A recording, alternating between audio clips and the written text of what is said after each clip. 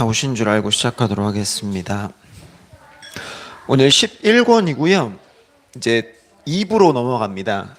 2부부터는 이제 우리가 좀 익숙한 내용들이 많이 나올 거라서 1부 동안 좀 이렇게 힘드셨던 부분들은 이제 좀 많이 지나간 것 같고요.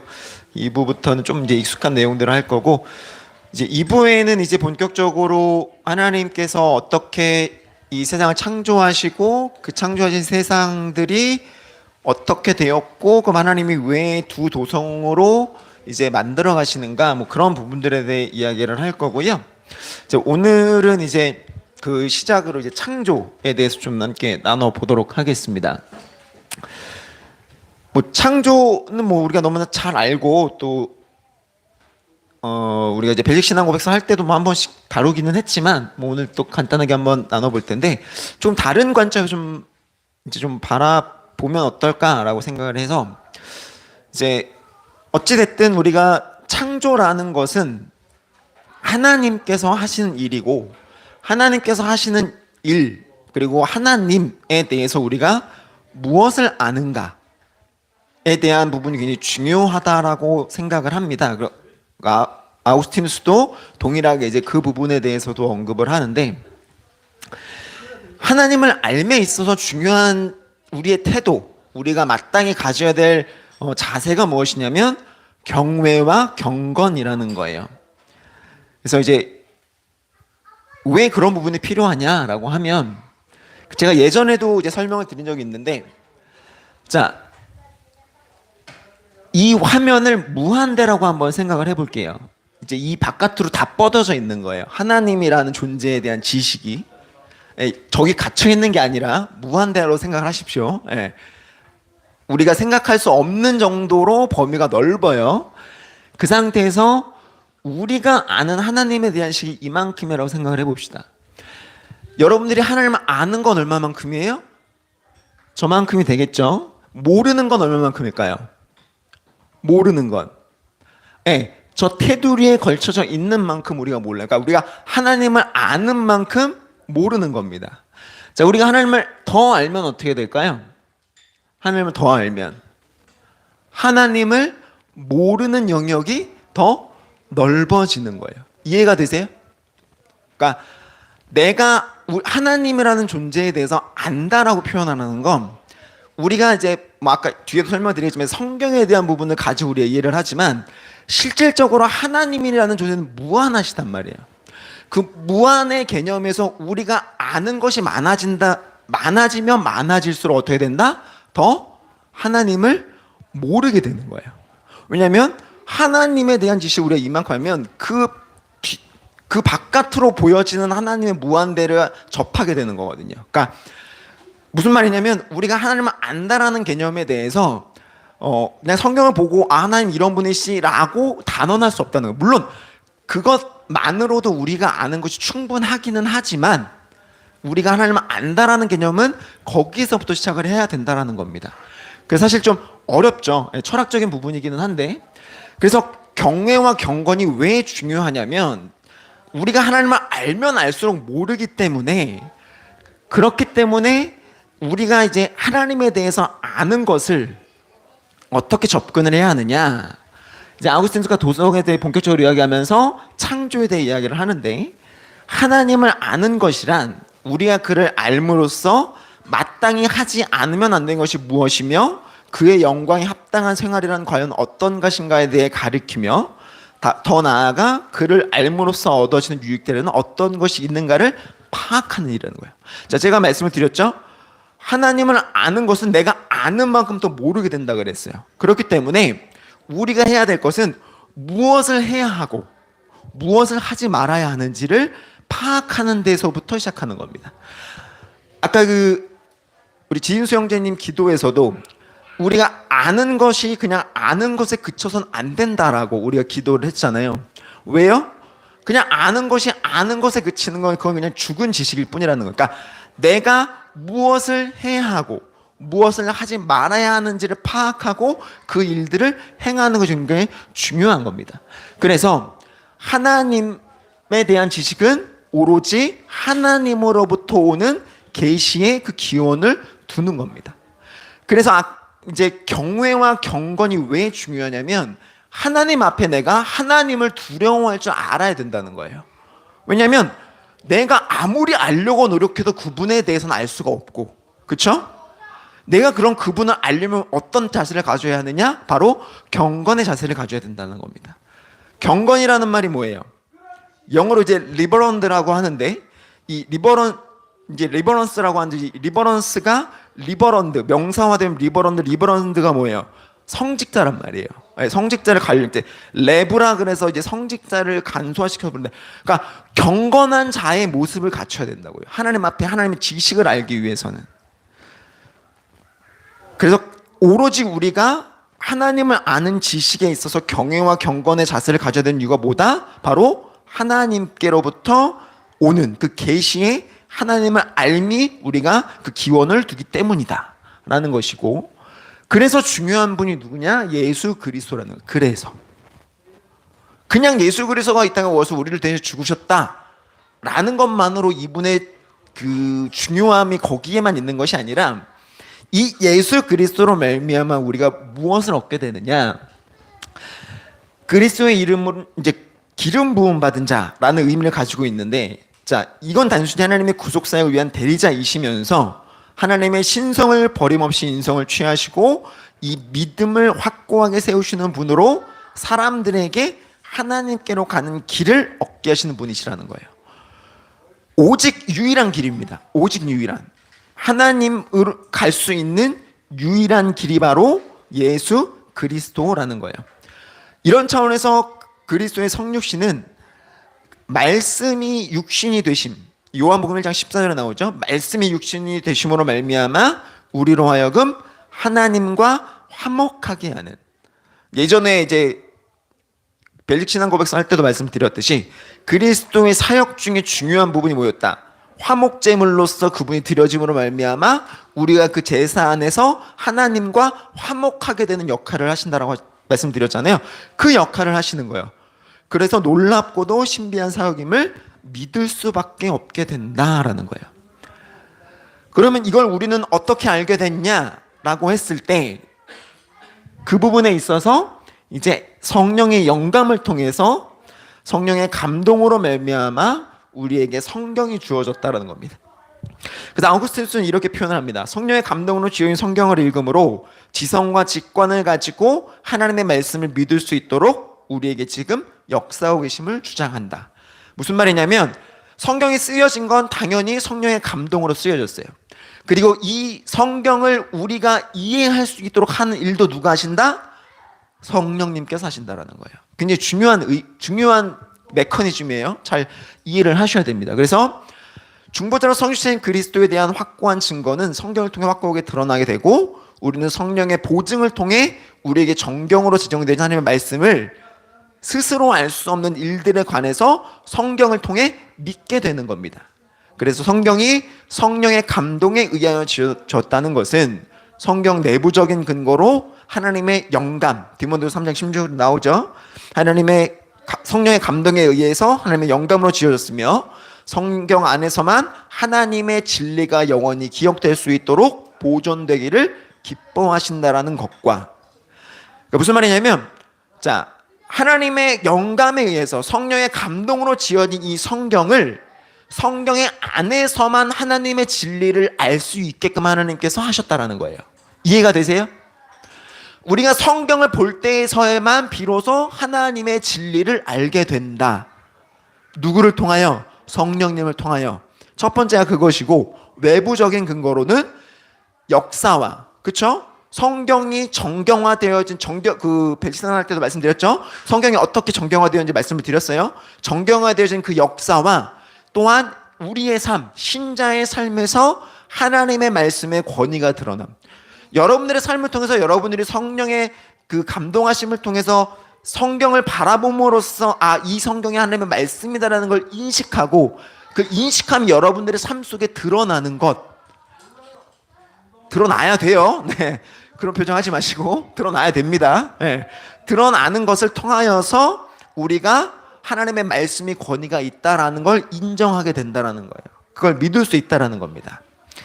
자, 그래서 그러면 이제 아우구스티누스는 이런 배경을 가지고 성경이 창조에 대해 어떻게 이야기하고 있는지를 이야기하고 있는데, 자, 창조의 때라고 해서 자, 기원을 먼저 이야기를 해야 되는데, 자, 창조는 어떻게 이루어졌죠? 창세기 1장 1절에 태초에 하나님이 천지를 창조하시니라. 그렇죠?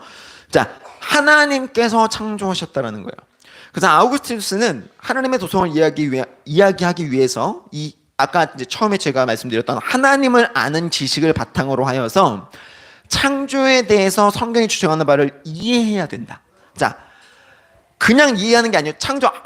태초에 하나님 창조하셨지 라는 것이 그냥 문서화되어 있는 것으로 이해되어지는 것이 아니라, 자, 아까 하나님 아는 지식으로 우리가 어떻게 이해되는 그랬어요.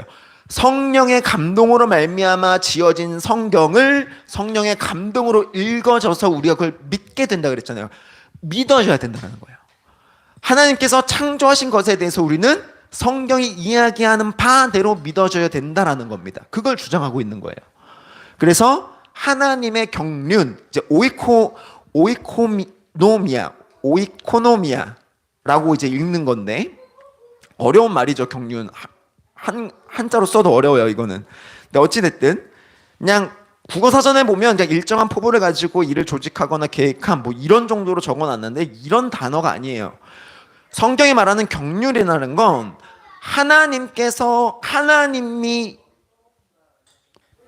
언제부터 계셨는지 알 수도 없고, 뭐 하나님은 뭐 언제 시작됐다라는 개념도 없죠.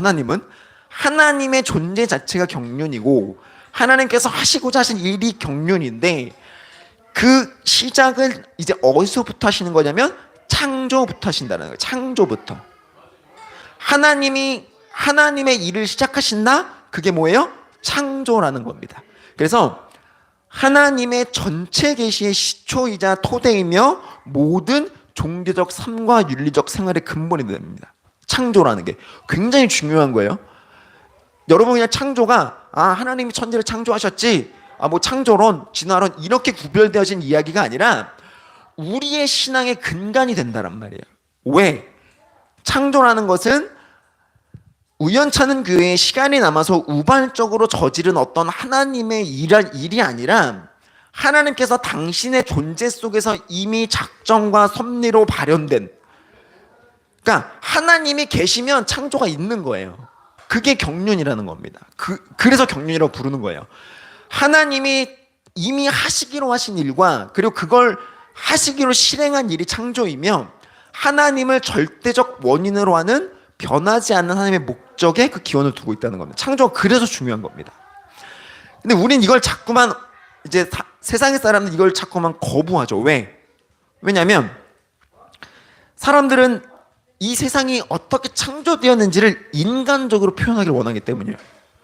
근데 우리가 지금도 보지만 우리는 결코 그 일에 대해서 어떤 방식으로도 이해할 수가 없어요. 우리는 그저 믿을 뿐입니다. 자, 우주에 이전에 그럼 뭐가 있었냐? 우리 자꾸 그걸 궁금해해요. 이 세상이 창조해드려 뭐가 있었지를 궁금해하는데, 이게 왜 불가능한지, 이걸 왜 설명하기가 불가능한지 제가 설명을 드릴게요. 자, 이게 무슨 영화인지 아세요? 앤트맨이라는 영화예요. 이게 지금 뭐 하는 거냐면 양자역학으로 들어가는 걸 표현한 거거든요. 네. 자, 여러분, 양자역학이라는 게 뭔지 아세요? 설명하실 수 있는 분 계세요? 네, 저도 몰라요. 네, 뭐 제가 설명드리고자 하는 말이 아니에요. 양자역학은 양자역학을 왜 이제 어렵냐? 뭐 지금은 이제 현대과학의 기초라고 하지만 양자역학이 왜 어렵냐면 불확정성이라는 데 있어요. 그러니까 보여지지도 않고 그걸 설명할 수도 없고 관찰하기도 어렵고 그걸 연구하기도 거의 불가능에 가까워요. 그래서 아인슈타인은 이 양자역학을 부정했어요. 왜냐하면 이게 양자역학에 대해서 이야기하면서 이 아인슈타인이 한 유명한 말이 있는데, 나는 신은 주사위 놀이를 하지 않는다라고 확신한다라고 이야기를 해요. 무슨 말이냐? 양자역학이 가지고 있는 불확정성이라는 건, 그러니까 과학이라는 건 그런 거잖아요. 누구든 그걸 봤을 때 어떤 실험이 되었든 동일한 결과값이 나와야 그거를 이제 관찰 과학이라고 말할 수 있는데, 양자역학은 누가 관찰했을 때는 이런 값이 나오고 누가 관찰했을 때는 다른 값이 나온단 말이에요. 그러니까 확정적이지 않은 값들이 계속해서 다르게 나온단 말이에요. 그래서 이거를 불확정성의 과학이라고 하는데, 그러니까 양자역학이 그래서 이제 이렇게 일부 과학자들에서는 부정을 받거든요. 그런데 자, 이 사람 누구죠? 찰스 다윈입니다. 이 사람이 쓴 책이 뭐예요? 종의 기원이죠. 종의 기원이 이야기하는 바는 뭐예요? 종들이 어떤 기원을 갖고 있고 종은 변화한다라는 거예요. 여기서 기인한 과학의 근거가 뭐예요? 진화론이죠. 진화론은 양자역학보다도 못한 관찰의 영역을 갖고 있어요. 그러니까 과학으로서의 어떤 영역으로서 인정받을 수가 없는 영역이에요. 왜? 이 종의 기원 자체도 어떤 생물이 환경의 생존 경제에 의해서 변이될 수 있다는 내용을 기록했는데, 이 변이의 과정을 추적하는 중간 과정이나 관찰에 대한 연구가 전혀 없어요. 네. 그러니까 정밀 과학으로서 어떻게 자 이제 뭐 네안데르탈인이 인간이 되었다, 원숭이가 네안데르탈이 되고 인간이 되었다라는 그 어떤 중간 과정들이 있어야 되는데 그 중간 과정에 대한 관찰이 전혀 없다고요. 그냥 이런 유사성이 있어서 그런 유사성에 따라 원숭이가 인간이 될 수 있겠다라고 주장하는 거예요. 진화론이라는 게. 그러니까 무슨 말이에요? 어떤 중대한 관찰에 대한 결과들을 갖고 있는 것이 아니라 굉장히 아주 중대한 결점을 갖고 있는 과학 이론이라는 겁니다. 자, 이 사람이 누구죠? 얼마 전에 타계한 스티븐 호킹이라는 과학자입니다. 이 사람이 주장한 게 뭐예요? 블랙홀이죠. 네. 블랙홀이 뭐예요? 모든 걸, 시공간을 다 뭐 흡수한다라는 이론을 갖고 있죠. 이게 관찰되었어요? 관찰되지 않는다고요. 이건 관찰할 수가 없는 영역이에요. 그럼 이건 실존하는 걸까요? 실존하지 않는 걸까요? 모르는 거예요. 뭐 실존할 수도 있겠죠. 뭐 그걸 제가 부인하는 건 아닙니다. 실존할 게. 근데 이 양자역학을 주장하는 이 사람이 주장하는 바가 뭐예요? 빅뱅 이론이에요. 빅뱅 이론이 뭐예요? 모든 물질이 탄생하기 이전에 어떤 충돌이 있었다라는 거예요. 이 충돌로 말미암아 세상이 만들어졌다는 겁니다. 이걸 알 수가 있어요? 없단 말이에요. 이걸 알 수 있는 사람은 아무도 없어요. 왜? 창조 이전에는 우리가 관찰할 수 있는 무엇도 없기 때문에. 그 전에는 어떤 것도 물질이 만들어지지 않았기 때문에. 그래서 창조의 영역에 있어서 우주와 사물의 기원과 종말은 인간의 관찰과 연구의 경계선 밖에 놓여 있다는 겁니다. 그러니까 우리가 아무리 보려고 하고 우리가 아무리 연구하려고 해도 이건 우리가 알 수 없는 영역이라는 거예요. 하나님만이 아시는 영역이며 이를 과학적 이론으로 설명할 수 있는 방법이 없다는 겁니다. 그런데 왜 인간은 끊임없이 진화론을 이야기하고 빅뱅 이론을 얘기를 할까요? 왜? 인간적 사고와 그 역사적 논리적 산물로 표현하기를 원하는 데에서 이 잘못된 이론들이 발생하고 있다는 겁니다. 그러니까 이런 차원에서 우리는 창조에 대하여 성경이 가르치고 있는 바에 대해서만 믿을 수 있는 거예요. 자, 이걸 아우구스티누스가 주장하는 겁니다. 아우구스티누스의 시대에도 그때는 뭐 진화론이나 빅뱅론 이런 건 없었지만 유물론이나 어떤 범신론적인 그런 접근들이 많았어요. 그래서 신을 뭐 어떤 큰 신이 있어서 그 신을 누가 죽여가지고 그 신이 대지가 되어서 뭐 이 지구가 만들어졌다라는 식으로 표현을 하거든요. 그러니까 그런 것들이 잘못돼도 왜? 우리는 도무지 이 세상이 창조된 것에 대해서 알 수도 없고 볼 수도 없기 때문에. 그래서 우리는 무엇을 믿을 수밖에 없다? 성령에 의해서 감동으로 지어진 저 성경을 우리가 성령의 감동에서 믿을 수밖에 없다. 그래서 태초에 하나님이 천지를 창조하셨다라고 하는 것에 대해서 우리는 믿는다라고 고백한다라는 겁니다. 그렇게 접근하는 거예요. 창조라는 거. 이해가 되세요? 그래서 여기서 중요한 게 뭐냐면 이제 시간이라는 개념이 중요한데 이제 아우구스티누스는 이 창조와 시간의 시작을 같은 선상에 놓고 이해하라고 해요. 왜냐하면 자, 시간이라는 건 뭐죠? 시간은 뭐가 있어서 시간이 있는 거예요? 변화가 있어서 시간이 있는 거예요. 변화. 공간이 변하고 어떤 물질이 이동함으로써 말미암는 어떤 변화가, 자, 그쵸? 여기 있는 물건을 여기로 옮기면 여기에서 있던 시간과 여기 있던 시간이 달라진단 말이에요. 그 철학적 개념 그냥 이해하실 필요는 없어요. 그런 개념이에요. 그래서 시간이라는 개념은 그래서 이게 좀 격가지 말로 양자역학자는 그래서 시간이라는 개념이 일직선상 있지 않다고 이야기를 해요. 물질마다 다 다르요. 왜? 양자역학에선 여기에서 이동해로 보지 않거든요.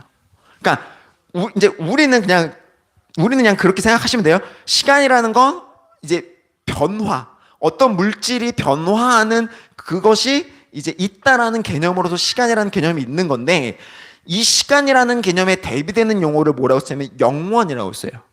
자, 이 영원이라는 개념은 뭐냐면, 제가 전에 설명을 드렸지만 시간의 흐름에 따라서 우리가 생각하는 무슨 이터니티, 그러니까 그렇게 생각하시면 안 돼요.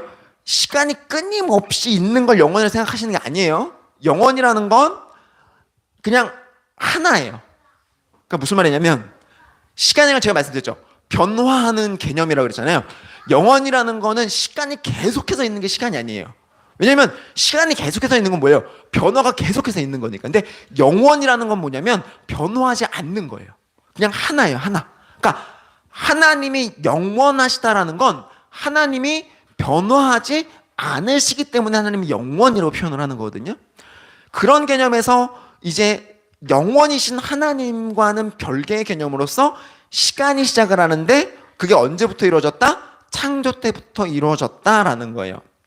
그래서 자, 여기서 이제 시간이 왜 중요하냐면, 창조의 시간 속에서 이제 우리가 7째 날에 집중해서 볼 건데, 물론 그 전에도 중요해요. 6째 날도. 6째 날까지도 중요해요. 왜냐하면 하나님이 창조를 하셨기 때문에. 근데 7째 날이 왜 중요하냐? 하나님께서 그날을 복되고 거룩하게 하셨기 때문이에요. 창세기 2장 3절에 보면 그렇게 이야기를 하는데, 왜 이날을 복되고 거룩하게 하셨냐?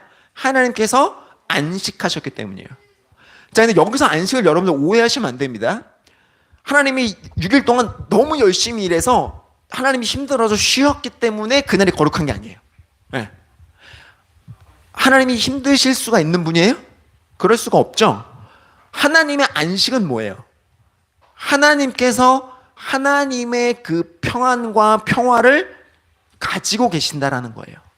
그걸 이제 7째 날에 누가 누리는 거예요? 피조물들이 누리는 거예요. 하나님이 안식하심으로 말미암아 그 피조물들도 동일하게 그 안식을 취하게 되었다는 거예요. 왜? 그날이 거룩하기 때문에. 이게 중요해요. 그러니까 이제 우리가 오늘 이제 아까 목사님 말씀하셨지만 우리가 매 주일을 부활주일 같이 여겨야 되는 이유가 뭐라 그랬어요? 예수 그리스도께서 죽으시고 부활하신 날을 기념하는 것이 주일이기 때문이라는 거예요. 우리가 왜 안식일을 거룩히 지켜야 되는 거예요? 하나님께서 그 날에 안식하셨고 그 날을 거룩하게 여시셨기 때문에. 우리가 이 날에 뭘 하면 돼, 뭘 하면 안 돼, 이게 중요한 게 아니라 이 날이 왜 거룩한지를 이해하는 게 중요한 거예요. 그래서 이해가 되세요? 그래서 주일이라는 건 그냥 단순히 그냥 이날 예배 드리는 날이라는 개념이 아니라 창조 때부터 이미 하나님께서 이 주일을 위해서 빌드업 해놓으신 거예요. 이 날이 내가 거룩하게 여긴 날이기 때문에 너희도 거룩하게 여기라는 것이 거기에서 나오는 겁니다. 이해가 되세요? 자, 그래서 이 시간 가운데에 중요한 또 하나의 의미가 뭐가 있냐면 삼위일체가 중요합니다. 자, 창조의 모든 순간에는 홀로 단순하며 불유한 선, 곧 하나님이 계신데 하나님은 성부와 성자와 성령 각기 다른 분으로 계시고 이 세 분이 함께 삼위일체 하나님으로 존재하시며 사역하신 거예요. 자, 무슨 말이냐? 창조 때 우리는 하나님만 생각해요. 그러니까 우리가 하나님이라고 생각하는 존재는 성부죠. 근데 여기에서 하나님은 성부, 성자, 성령 모든 하나님이 함께 역사하시고 사역하셨다라는 겁니다. 자, 제가 전에도 한번 여러분들에게 말씀드렸던 표인데 다시 한번 설명을 드릴게요. 자, 삼위일체는 이해하려고 하지 마세요. 이해되는 영역은 아닙니다. 이 표도 그냥 만든 거예요. 이해하라고 만든 표 아니에요. 이게 맞는 것도 아니에요. 그냥 그나마 인간적인 이성을 가지고 이해할 수 있는 영역에서만 말씀을 드리는 겁니다. 자, 하나님이라는 존재가 있어요. 하나님은 성부, 성자, 성령이 계시죠. 자, 이분은 동등하게 하나님이세요. 성부 하나님이시고 성자 하나님이시고 성령 하나님이십니다. 근데 성부 하나님은 성령 하나님이 아니세요. 성부는 성자가 아니세요. 성자는 성령이 아니세요. 자, 근데 이분들이 왜 삼위일체냐? 라고 했을 때 성부 하나님은 성자 하나님 낳으십니다. 그리고 성자 하나님은 성부 하나님께 순종을 하세요. 성부 하나님은 성령 하나님을 보내시죠. 그리고 성령 하나님은 성부 하나님의 대리자로서 역할을 하십니다. 성자 하나님은 성령 하나님께 요구를 하시죠. 뭘 요구해요? 우리를 도우시라고 요구를 합니다. 그리고 성령 하나님은 마땅히 그 일을 성자 하나님을 도우셨죠. 이게 전부가 아니에요. 그냥 왜 삼위일체 하나님이신지를 그나마 여러분들이 인간의 이성을 가지고 이해하실 수 있게 그냥 설명을 하는 겁니다. 그래서 성부 하나님, 성부, 성자, 성령은 하나님이시자 또한 성부는 성령이 아니고 성부는 성자가 아니고 성자는 성령이 아니다 라는 이 개념을 잘 이해를 하셔야 돼요. 이 삼위일체 하나님이 왜 중요하다고 말씀을 드렸어요? 제가 그때 설명드리면서 이 구도가 왜 중요하다고 말씀드렸어요. 그래서 왜 이렇게 구도가 지어지는지. 왜요? 이분들이 서로 사랑하시기 때문에. 이해가 되세요? 성부 하나님은 성자 하나님을 사랑하시고 성자 하나님은 성령 하나님을 사랑하시고 성령 하나님은 성부 하나님을 사랑하시는 이 사랑이 굉장히 중요하다고 그랬어요. 여기에서부터 뭐가 나왔다? 창조가 나왔다고 말씀을 드렸어요. 왜요? 이 세 분의 사랑이 흘러넘쳐서 우리의 사랑을 전하여 주는 존재가 필요했던 거예요. 자, 그래서 이 존재와 존재에 대한 지식이 중요한 겁니다. 어떤 존재?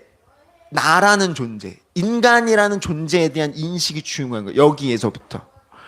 자, 아우구스티누스는 이렇게 이야기합니다.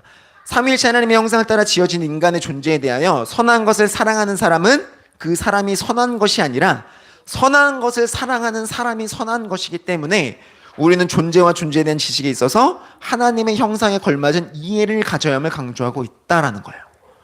자, 우리가 어떤 형상으로 창조된 거예요? 하나님의 형상대로 창조된 거예요.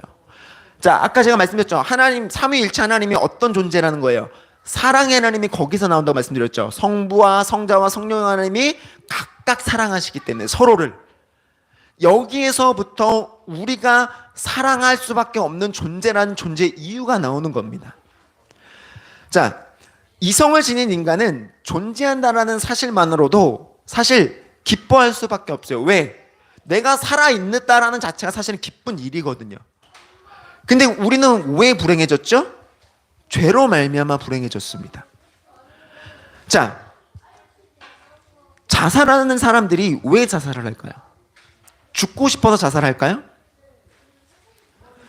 죽음이라는 길을 달려가기 위해 자살하는 거예요? 아니죠. 왜요? 이 불행이 내가 살아가는 동안 끝나지 않을 것 같기 때문에 자살한다고요. 이 말은 무슨 말이에요? 인간은 불행이 멈추길 바란단 말이에요. 이해가 되세요? 그러니까 인간은 그 어떤 누구도 죽기를 원해서 죽는 사람이 없다고요. 우리는 그냥 불행이 없어지기를 바라는 것 뿐인 거지 내가 죽기를 작정하고 죽는 사람은 없단 말이에요. 그러니까 사람이라는 것이 선한 존재라는 것은 선한 것을 사랑하는 거예요. 선한 것이 뭐예요? 하나님이잖아요. 하나님을 사랑하는 존재여야만 이 인간은 선할 수 있다라는 겁니다. 그래서 피조된 모든 우주는 하나님의 뜻에 따라 지음을 받았기 때문에 어떤 존재라도 하나님에 대해 아주 미약하나마 그 사실을 드러내고 있고, 그 중에서도 하나님의 형상대로 지음을 받은 존재는 인간이 유일하기 때문에 이 사실을 아는 것은 우리로 하여금 어떻게 한다?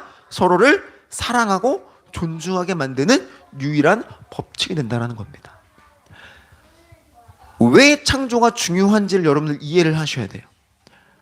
그냥 내가 이 땅 가운데 지음 받았어로 끝나는 문제가 아니라는 겁니다. 창조라는 건 여러분들의 존재를 규정짓는 아주 중요한 요소이고, 그 중요한 개념이 뭐다? 사랑이라는 거예요. 사랑. 하나님이 서로를 사랑하셨듯 우리를 사랑으로 창조하셨고, 사랑으로 창조받은 우리는 하나님을 사랑하고 이웃을 사랑하게끔 지음받았다는 것. 그 사실로 우리가 살아가야 한다는 것을 여러분 잊지 마시고, 여러분들의 존재가 어떤 존재인지, 그래서 창조가 우리의 존재를 이해하는 기초가 어떻게 되는 것인지 이해하심으로써 여러분들이 옆에 있는 이웃을 사랑할 줄 아는 그런 하나님의 자녀들이 되었으면 좋겠습니다.